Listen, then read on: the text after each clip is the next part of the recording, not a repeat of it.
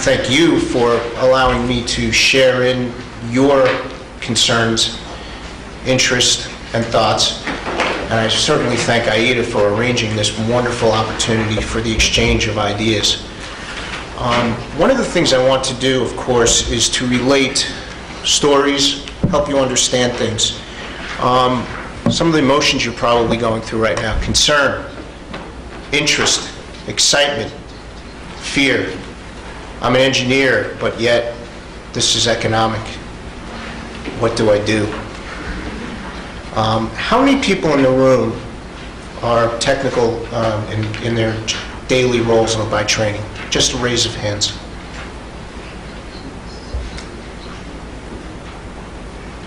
How many people are financial in their background or training?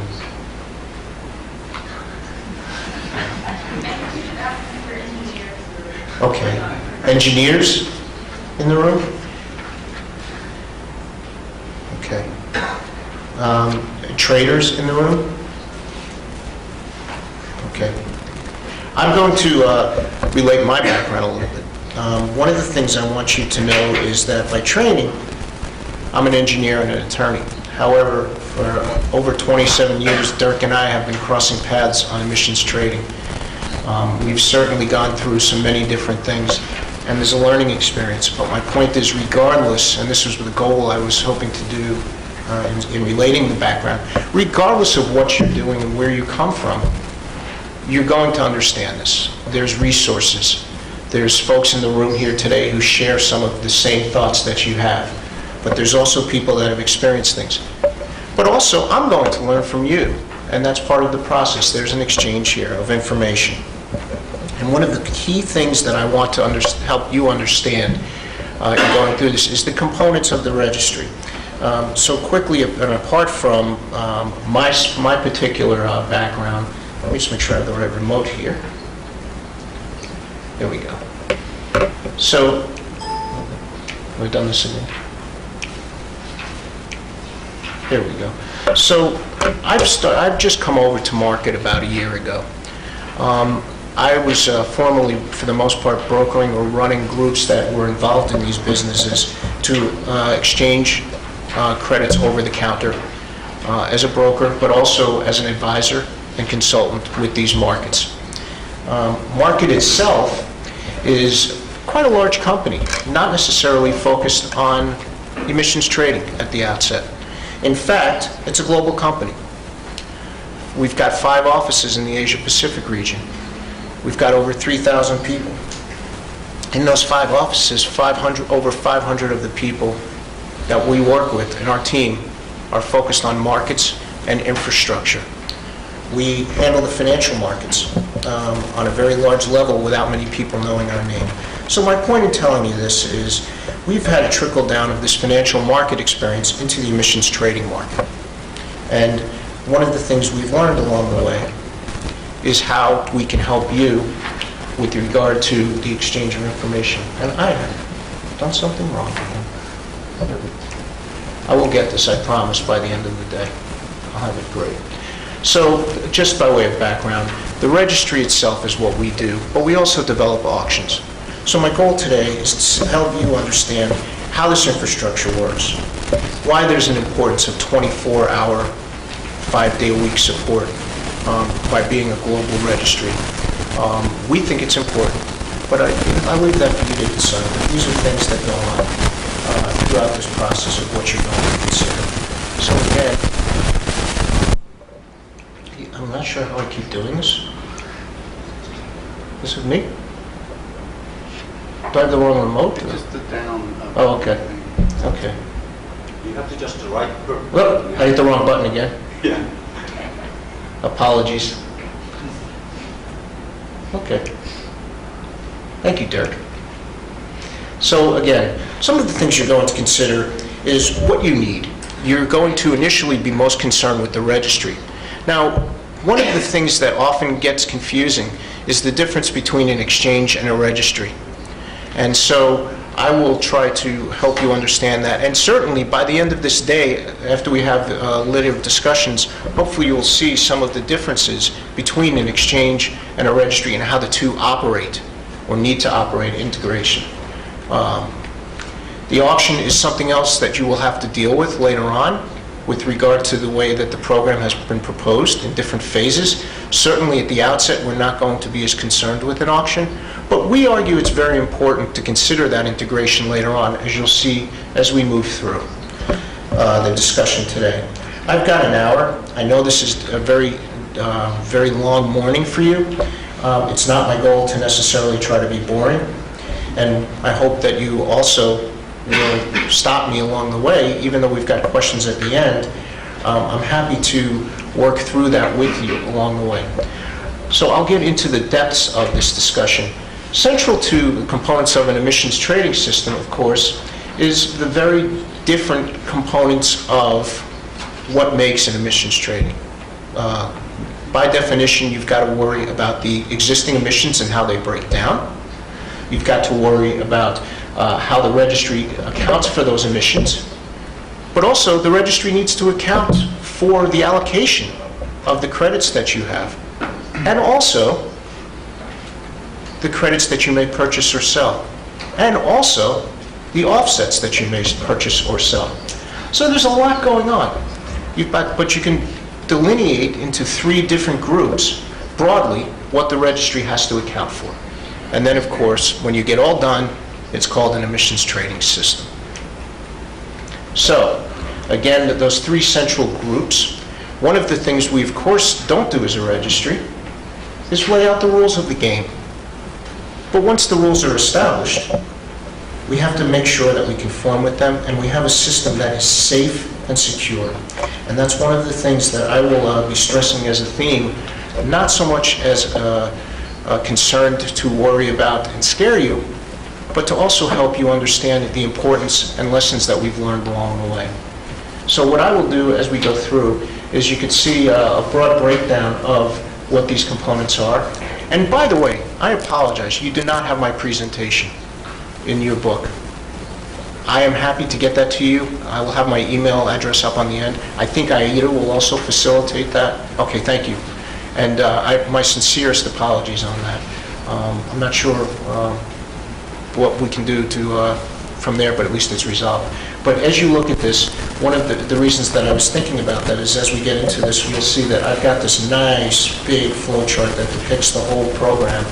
And you can see there's a lot going on here. And I don't think that everyone will remember this off the top of their head. But it depicts a few of the many steps of the entire blocks, if you will, that create that emissions trading system that I just showed you.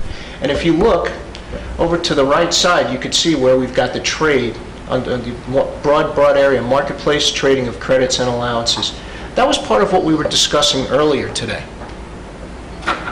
But you've also got these other components that we believe are very important in terms of integration of the registry. The registry can do a number of different things. Of course, it keeps track of the emissions, as I was saying. But it also can integrate, should we decide to do just what Dirk has said, which is link outside of Korea, link with a new program later on, link with the auction systems. These are things to think about at the outset because it makes the system more efficient earlier on. Our experience with California and Quebec was a wonderful experience in terms of designing the registry at the outset and the auction platforms so that there was integration possibilities without an additional interpretation or an interpreter, just like we're all doing. The computer code sometimes has to interpret between different registries. However, it's my understanding from our folks that there's ways to develop the registries on an infrastructure basis so that the linking is easier. There's not an additional interpreter in between, but the 2 machines can talk, if you will. So that's the nuts and bolts of some of this. And I wanted you to see that. So more broadly, let's break this down even further. So what is a registry? I'm not going to read to you. That's not my goal today. But in general, in its simplest form, it's a way that you can look at what your holdings of credits are. It's a safe and secure place to put your credits and transact from. And it's a way to keep track with or reconcile what your emissions are. Think of it like your bank account. When you are wondering how much money you have in your checking or your savings, or whether you've paid bills or whether you haven't paid bills. Maybe I'm simplifying it too much, but that's the gist of really what a registry is if you're wondering how it integrates. You're trading when you're paying bills. You're trading when you take money in because you're working here today. But these are things that are very similar to the registry. But one of the things that you're always worried about is making sure that your infrastructure, your banking system is secure, that there's an accountability, that money that comes in is repeatable and understood, that money cannot be withdrawn that is not by you without your authorization. So there are a number of different things to consider. And certainly the technology is one thing to consider, and maybe you're understanding a little bit now about Markit and as a global financial infrastructure provider, how we ended up doing the emissions trading. A lot of people say, hey, you guys basically do everything in the banking industry except exchanges, providing information. We've got about 150 products. How did you end up doing environmental trading? What was the interest? But maybe now you're seeing that overlap a little bit. And that's one of the reasons that you could see that no matter what your background is personally, you're going to be able to understand this. Once the rules of the game are laid out, which they basically are being laid out right now, you're a part of, and that's why you're here today. And that's why I'm here today too, to better understand. Just like Dirk said, we want this to be a give and take. So I enthusiastically look forward to speaking to any or all of you, certainly probably not all of you, although that would be wonderful, just to learn your experience and your perceptions on this. But it's a program that is certainly something that is very dynamic right now because it's young. Anyway, so I think it was important for you to see how that technology comes into play. One of the things that's also important is you've got a number of different core elements in the bottom there. So I was talking about the security with regard to banking and how it can integrate with other platforms. But one of the things that I will also show you today as we move further, and I'm going to keep breaking this down a little bit further, like peeling back layers of an onion. But one of the things that you also have that is a little bit different than the bank account, however, is transparency. And this goes to the question that was asked just a little bit earlier about trades. Maybe some of the trades are done anonymously on exchanges, but ultimately, and especially with offsets, you want transparency of information so you can do your due diligence. And so that you can know, for example, as an initial process, if you're a buyer, whether the credits really may exist. Next question to ask, of course, is the person that's telling me they own the credits really the owner of the credits? But we'll hold that thought for a moment. But as a seller also, you want to be able to show, here is my project. Here is my project design document. Things like that. So again, there's that transparency that's so important. So we go through some of the things. Again, think of it like the same as your bank account. You go ahead and you start, you lay out a registry so that it's designed with regard to the process of who is establishing the allowance account, and go through that. Now, one of the things you're going to have happen, of course, is as you saw in that big flow chart, and that's why I think, again, you're not going to remember it. I certainly can't do it off the top of my head, I think. But one of the things you're going to want to do is you're going to receive allowances, but you may also buy them. You may be allocated allowances. You may buy them in an auction. There's any number of processes. But as you lay out the registry design, it's got to have open areas to integrate with all of these different areas so that it pulls and culls that information easily into the registry. You've got a number of different places, and of course you want that to integrate very well. So, then there's also the subsequent things. So what you want is a robust, redundant, and secure trading platform. It should be informative to you, of course, just like you want to know what your bank account holdings are. But in this case, we're a little bit more complex than the simple financial side, right? There's the regulatory side that wants to make sure that they know that you've got the credits. There's the public sector that may also want to see the projects. So it goes a little bit further. I used the bank account analogy, but maybe that was too simple because we've got a little bit more to worry about, but not much more. But not much more.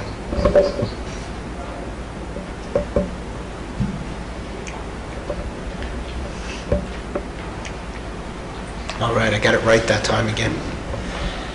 So, a well-designed registry. As I'm saying, this transparency and efficiency, very important. One of the things you also have to do is serialize, and I had that on the last slide, but you're going to have to provide serial numbers.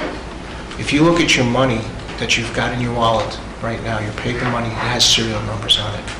The same thing is going to be true with allowances. That serial number identifies that unique particular credit or allowance, offset or allowance.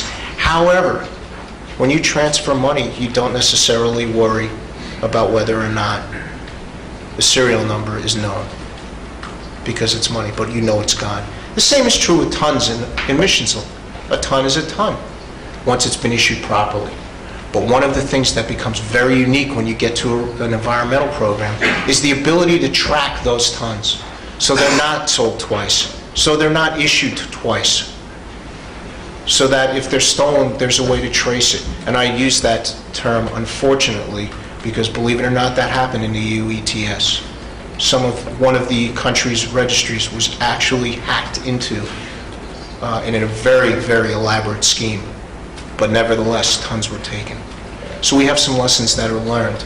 But that robustness is something that we pride ourselves on our end and watch for. But there's also lessons that are learned along the way.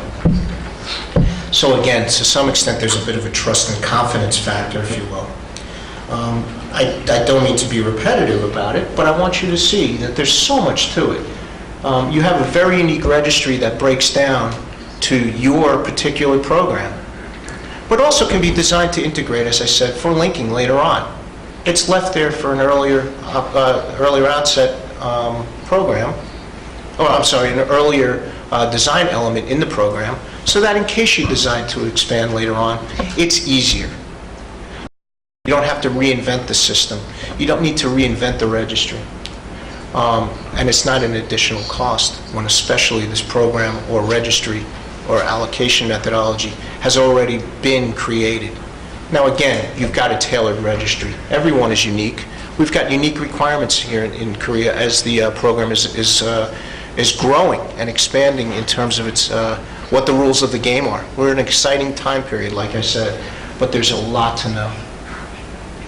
So these accounts and the registry are the central tenet to the integration of the rules.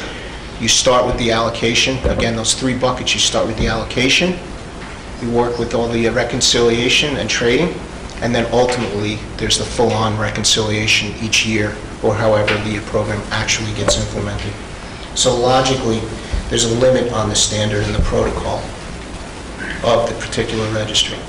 But ultimately, the designs are the same across various regions. Now, one of the things we do, this is a shot of an offset project from our registry. One example of the screen. We actually handle, apart from the state programs and the regulated programs that we're involved with, we handle some voluntary programs too, such as VCS, in terms of registry. And so this is just an example of a VCS credit, Voluntary Carbon Standard. Now, one of the things that I can't show you because this is a slide presentation and not dynamic, is when you click on the, you can actually click on each of these links. I'm just going to step away. You can use the pointer. Oh, there's a pointer. Yeah. I don't know if I'm afraid to touch it. No, button. Okay, center button, very good. Wonderful. You'd think this is the first time I've done this. I just am learning this machine right here. But anyway, and as you can tell, I like to have a little fun, so I apologize if I'm a little bit too non-serious, but I like to have fun while I'm doing this. These areas, each, when you click on them, open up dialog boxes. They drop down, and you choose what you want to fill in. Now, the importance of that is that there is a standardization. So every time the registry is used by you or reviewed by the regulator or the government, there's a standardization. So the types of credits, what they are, they're an offset project, and are easily integratable and reconcilable.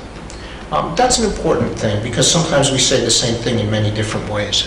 So when you basically lay out a registry, a strong registry, if you will, with these dialog boxes that drop down, because it logically limits the entry choices to specific categories. It's also easier for you to use, right, as a user, because then you don't have to think about what you want to say. So, oh, okay, this is a VCS credit. I'll put that in right here. Okay, the next thing, it'll limit my choices. Once I click this, it locks out some of the many, many choices that may be in this category. For example, there might be only certain vintages that are allowed. So logically, you want to see if it's from 2012 through 2020, or 2013 through 2020. I don't want to see choices from 1999. I don't want to spend time on that. I don't want to get confused. So you logically lock out certain things. That's part of the registry designs that are sometimes overlooked. Makes it easier for the user, but you've got to lay out the logic so that you're locked out of certain things. And you'll hear that theme also now as I move on. At certain times, for example, when you actually do a trade, one of the simplest ways to make sure that the trade doesn't get done twice is to lock down the credits as they're in the process of being transferred. And then only make sure that they go to the proper place after that. So this is one of the things that you can have. One of the things we've also enjoyed doing is having standards. This is one page. But we have a number of pages where, for example, when you open up on your home page in your account, you can have all of your holdings visible. There's a number of ways to design it. If you've got offset projects, you can see like your bank account, how many different, rather if you have multiple checking or savings accounts, when you log into your bank account, it's nice to see everything on one front page and then click from there, for example. And that's one of the ways we've designed registries historically, so that you can see all of your holdings and move through too. And we also set it up for the regulators view too, so they can quickly figure out on a broad level what they need to do, and then go back from there and maybe break it down by quickly clicking down to a particular company. I won't use any one example just for the sake of not being a name, but just a particular company, and go from there. So, this is one of the things that to think about. Again, it's just one example. Here is also another example of a screen where you can see all of your tasks are managed on one screen. Again, the idea of this drop-down area. You see how you can transfer the credits or retire them or look at your holding. And again, over here, you've got ideas where each time you click on one of these dialog boxes open. So it's almost to the point where you're not even typing anything. Your choices are being made once the initial entries are in. And then, of course, you've got a number of different other areas that you can move through. But the whole idea of the registry design is that it's integrated and one screen can move you through. You can list and retire and transfer credits. What about the security that I was talking about? Well, here's some opportunity to show some trading going on. One of the things that we've found is a useful way to think about things is you as an individual may have your computer ID password. You type it in and it protects things. One of the things that happened when the systems were hacked in that one country's registry was they had the passwords. They created, this is a remarkably elaborate scheme, but one of the things that happened was they actually created a situation where the building was evacuated on either a fire or a bomb scare, I forget what it was. So the regulators of the particular country's registry left the building. And while they were out of the building, the passwords were entered and the credits were transferred out of the master accounts of the registry. But think about this now. What are the odds that that's on the country level. But on your individual level, the same thing could have happened. But what are the odds that that company also, that individual also had your cell phone, for example, and was able to hold their cell phone with a unique code right at that moment? So one of the things we've developed in our system, and there are any number of other levels, this is the simplest of many different choices how you design it. When you go in and try to transfer credits, you also get a quick and rapid, unique code that's sent to your phone or other method that you specify as a prerequisite to transferring credits. It's a nice extra level of security. So what are the odds that that person has your password for your account? Maybe they figured out a way to get it. We've been very careful on our end to try to protect that on the back end of the system as much as possible. Unfortunately, it's now failed. But nevertheless, what if they did? there's an extra level now. Now what are the chances that they hold your phone and are going to get that unique email? Well, they'll see that email maybe. Maybe they have your email account. They'll see the code. Are they going to have your phone too to respond and see it? So you've got to put that in there too. So it's an extra level of security. There's also a process by which what happens with the transfer of the credits. You choose this in your design of your registry. For example, I may be able to transfer as a seller of credits or transfer as an individual or a company doing my reconciliation of my credits. But do we want to have a system where the recipient, the buyer, or the regulatory body doing the reconciliation, matching the emissions with the allowances or your offsets to balance the budget, if you will, your unique budget? Do you want to have a system where the person who's receiving them actually acknowledges that receipt? We call that 4 I's. So the first 2 are the person sending the credits. The second 2 is the person receiving the credits. There's an action that's taken, so now there's a way to account for the transaction. Who was involved? And again, the user IDs are specific to each person, so you know who was involved. In the United States, the EPA in its earliest days had a very straightforward system, but nevertheless, it started with faxes. We really didn't have computers. There were signed forms that were sent by overnight mail or by email, and eventually by fax, and then we went automated too. But there was always a way to have an identification of who was authorizing the transfer. But now, the nice part with the technology is you can also see who accepted it. You could go one step further. You can have 6 I's review, right? You can have as a prerequisite before the buyer or the recipient of the credits gets the credits themselves, that maybe there's a regulatory body that reviews. Maybe the regulator makes sure that they see and then in turn authorize the transfer. So sellers, that's 2 I's there, submits the transfer request to the government body. The government body sees it and then transfers it to the recipient. The recipient then says, okay, 6 I's review. Again, repeatability, accountability, there's a trail. There's not a right way, but there's an auditable trail. These are the types of systems that we think about on our level, and we've seen other areas think about on their level. Frankly, there's our own interest and there's your interest. But we work as a team together to figure out what type of system protection you want. We've seen this work in the financial industry. I talked earlier about that public view. Now, this particularly applies to offsets. With allowances, it's for the regulator and you guys to decide whether or not you want people to see your holdings on the whole. But when you have an offset project, or you're considering an offset project, you absolutely want that to be known and what the specifics of the program are. So again, with that drop-down dialog box, you've got this wonderful opportunity to describe your product. This is when you actually get to type in our systems and some of the other systems we've seen, but it's very infrequent. And then you just upload the documents, and again, it's all standardized. So if you look right now, for example, in the voluntary carbon system, to use that as an example of the VCS, because I'm working through that same example, if you clicked on that dialog box, you would see this project right now. This is an actual snapshot from last week. So I want you to see that that's happening, and in particular it shows the VCS. You may have noticed that the project happens to be Kruger. So I do that just so you can see it's real, and some of your peers are actually involved in emissions trading already. Some of you in the room may already be involved in emissions trading on these voluntary programs. There's not that much of a difference. Don't be scared if you are. There's people here to help. And there's also other people who have done it too, sometimes maybe sitting right next to you. With that, I'll stop, and I'm about to get into a little bit of the auction discussion. We do also design auction platforms and we run the auctions for some of the states and countries that are out there. But one of the things I'll tell you about, it's interesting. Sometimes when you think of an auction, you may think about eBay or seeing somebody up on an auction block like this speaking really fast with the hammer. There's different terms for auctions. Some auctions are what they call open outcry or continuous.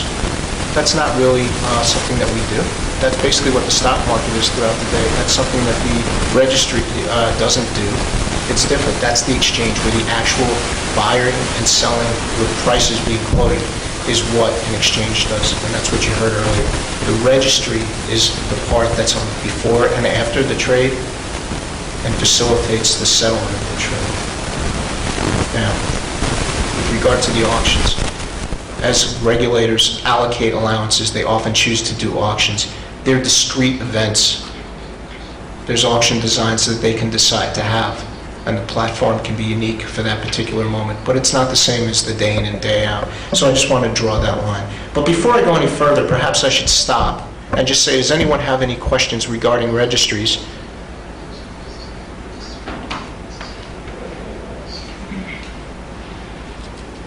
All right, we'll loop back as I move through the auctions. I'm almost done, actually. So you guys have made it quite well. I don't see anyone sleeping yet, and I thank you for that. An integral part of the program is indeed the need for auctions, the way that Korea has proposed its system. We see that as a common element, frankly, over time. I can get into a number of philosophical discussions, by the way, about whether or not auctions are a good thing or a bad thing. There's no right answer, but I can really argue either side to this thing, as can Dirk or any number of other people as I look around the room that have a number of years of experience. But the simple fact is, we've got this on the horizon as we go through phase 1, phase 2, and phase 3. But let's start planning for it now is one of the arguments I'd like to make. I think even though it becomes more significant later on, it's an important part to consider in the design of the registry so it integrates well. Because as you have to move through with the distribution of the allowances after they're quote-unquote won or purchased in the auction, they need to be delivered. And there's a way to have things systematically work. So an integral approach needs to be taken with the auction design. Plan today, seamless later on, lower cost later on.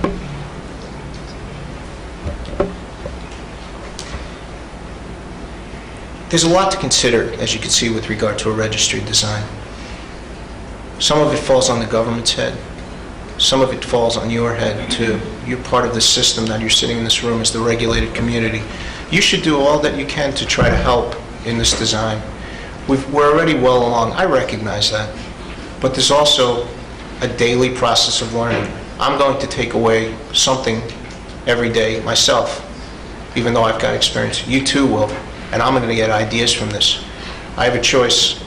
I could participate, or I could provide my ideas, or I could just respond as it comes through. But either way, there's a lot of things to consider. Making things with regard to a system that's integrated, we found, makes life a lot easier. What happens with regard, as I've said, I'll break this further down. What happens initially when you're doing the auction, just like we've been talking about registers and other things? When that auction design is laid out, whatever it is it an open outcry auction? Is it a discrete event? I don't know what the auction system's going to be. No one in the room does. Well, whatever it is, we're going to want to know how it works. What type of auction? How do I bid? How does this happen? What does the system do? What's it going to look like? What is the screen going to look like? So you have to have this process in the beginning where there's communication and outreach, where everyone gets involved to learn who wants to get involved. You have the opportunity to be taught. We think it's necessary that the infrastructure provider facilitates this activity, that it doesn't just design the auction and say, go away. You guys have your auction platform, go do it now. We like to get involved. That's all right. We think it helps explain the back end of things. Oop, did it again. Itchy trigger. All right.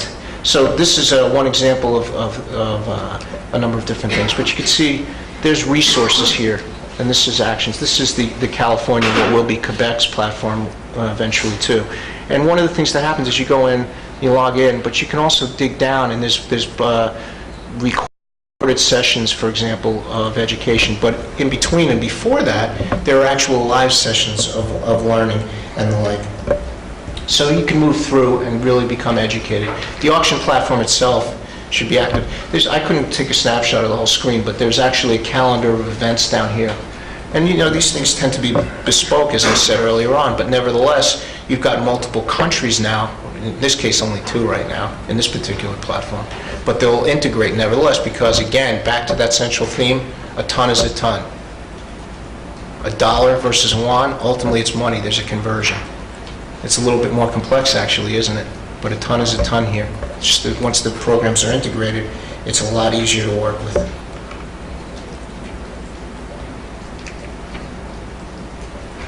So with regard to the auction itself, you obviously have a number of things to consider. We think one of the things you want to know, of course, is what is the allowance limit? For example, how many allowances are going to be available? Is there an amount that you can or can't buy? Are there restrictions on the dollar amount? Do you have to post money in advance?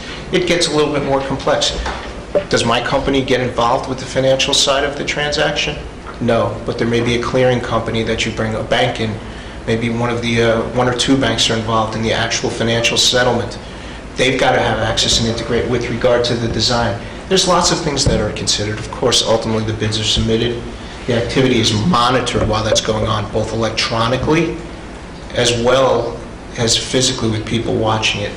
We've got, with regard to our end, a number of people that are involved on a daily basis. We actually, in the financial markets, are moving through trillions of bits, trillions of elements of data per day in the financial markets, certainly not the environmental markets.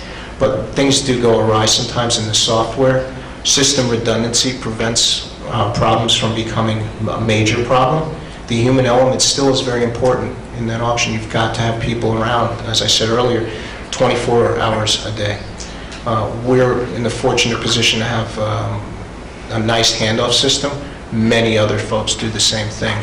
On a very microscopic level, though, you're going to have to look at things as your program is evolving on an hourly basis or even a minute-by-minute basis.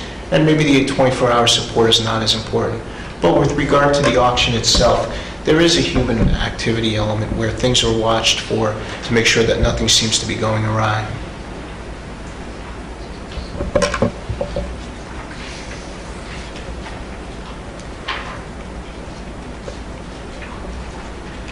So as I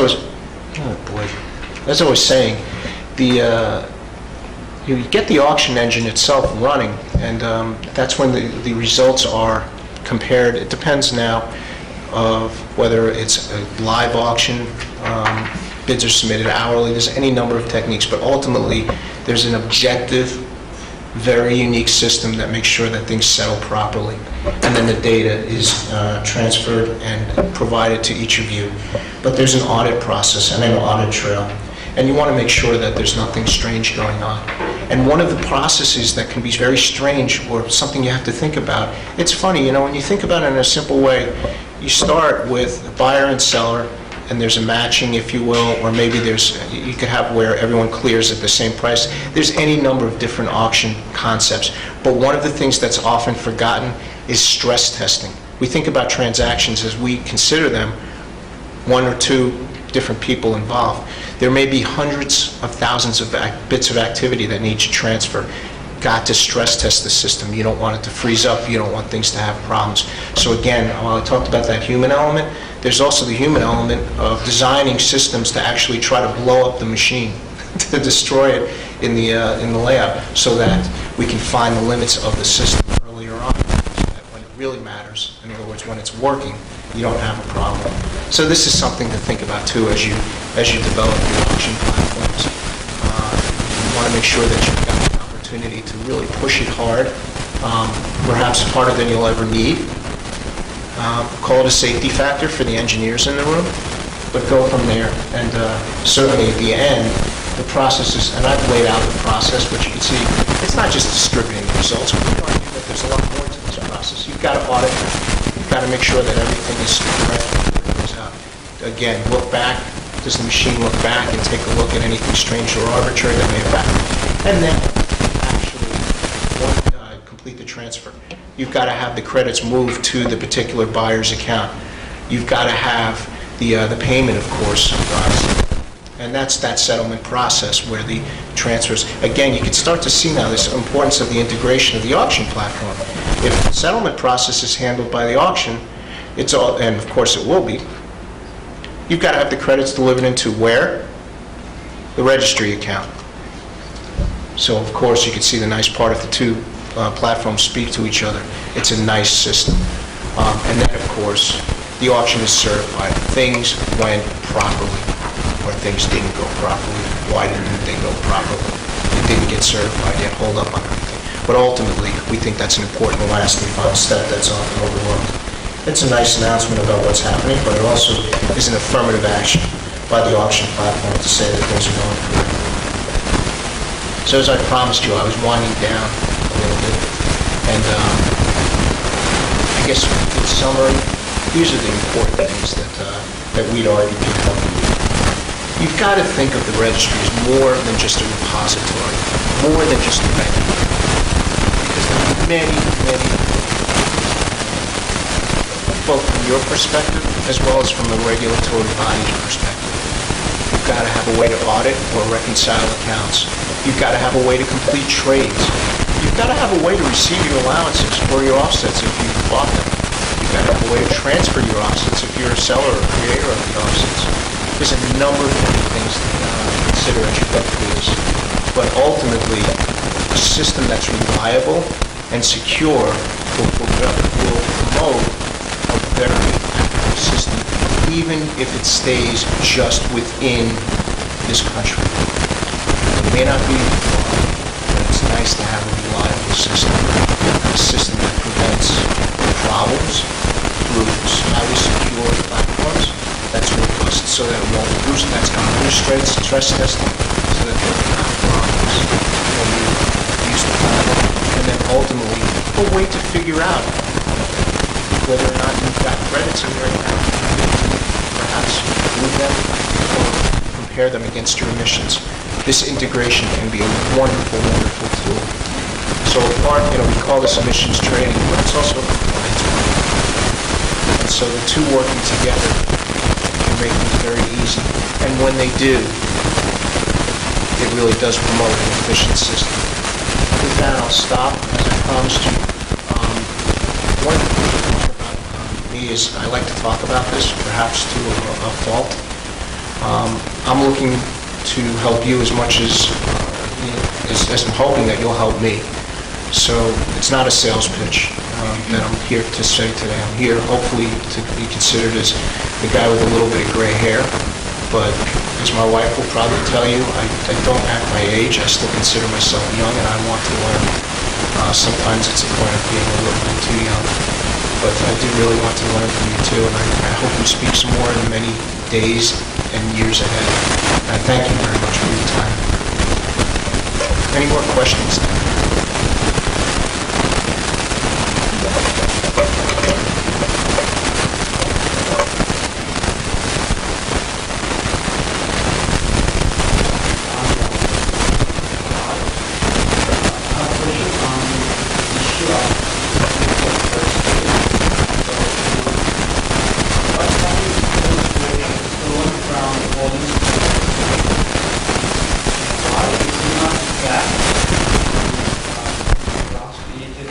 How those lost credit were maintained ledger? Yeah, so this is interesting. So I'll give them a moment for the translator to provide the full explanation of the question. So there's an interesting dynamic that happened here. As I said, it was very elaborate. It took a lot of effort in what they did, but one of the things they quickly did simultaneously is they transferred the allowances out. And we were able to see this in retrospect. How did this happen? You do the forensics. They transferred the credits on an exchange too. They basically, what we call is in the trading parlance, they hit the bids. So there were people who say, I'll buy these credits. And so they basically started hitting bids along the way and transferred as quickly as they got them out, and then the money went to offshore accounts. And you could see how it happened. And again, that's one of the learning experiences. Now we know how to prevent against that particular episode. But as people in any market, or it doesn't even have to be a market. People want to be criminals, they'll figure out a way around the system, but maybe you could be one step ahead of them in trying to prevent that. one of the things that happened is that registry was very vulnerable, was very simply designed. After that, the way that they monetized the credits, they held the credits already, so it was easier. You know, but you're taking it from its simple format. One of the problems we've got in Europe is people, you know, old folks getting called and somebody saying, carbon credit trading is the next big thing. We want to help you buy carbon credits and make money on this new growing product. And people sending money to these companies. So it's something as simple as that, you know. It doesn't have to be carbon. It could be, you know, the old classic email that you receive, you know, your friend, your loved one is overseas somewhere, and you send money immediately. These are the simpler things where you look at it and say, gosh, this was so simple. This happened. But in that particular case, they had, once they figured out how to get in, you could see that it was very simple how they monetized the credits. And I think that's how they were able to do it, but there was a big prerequisite to that. You can't fault for how they monetized it, but there was a way to subtract them because of the serial numbers, what was happening. When that happened, by the way, the entire system was frozen on the whole. So everyone could say, stop. What is going on here and how do we correct it? And the thing got up and running again. There's a centralized registry. And here we are, and it's not been reviewed. So it's all a question of how you deal with these things along the way. It's always easy to say this shouldn't have happened. Well,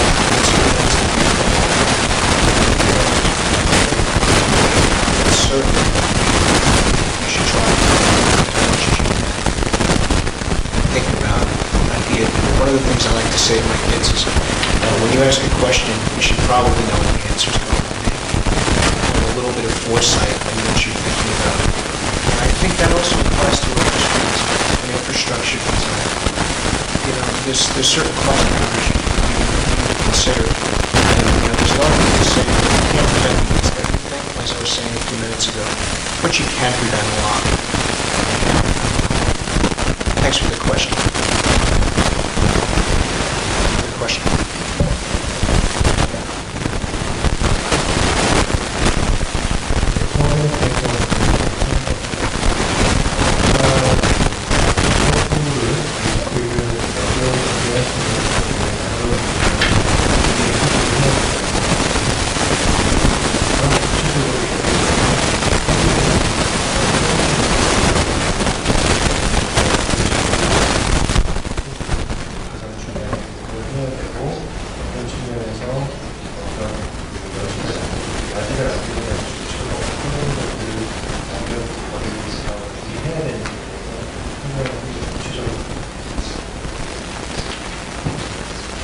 Sure.